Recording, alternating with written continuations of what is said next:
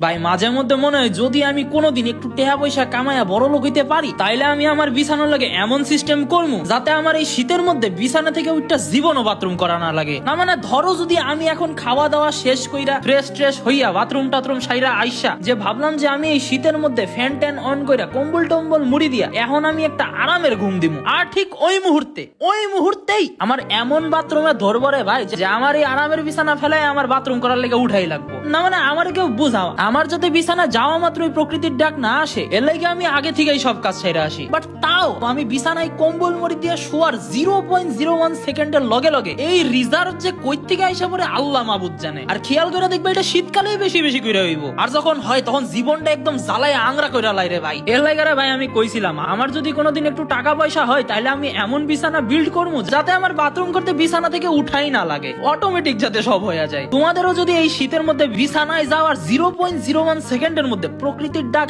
আসে তাইলে রে ভাই আমারে কমেন্টে জানাও। আর তোমরাও যদি চাও যে আমি ফিউচারে এরকম উইন্টার ফ্রেন্ডলি বিছানা বিল্ড করি তাইলে রে ভাই আমারে ফলো মারো। আল্লাহ হাফেজ।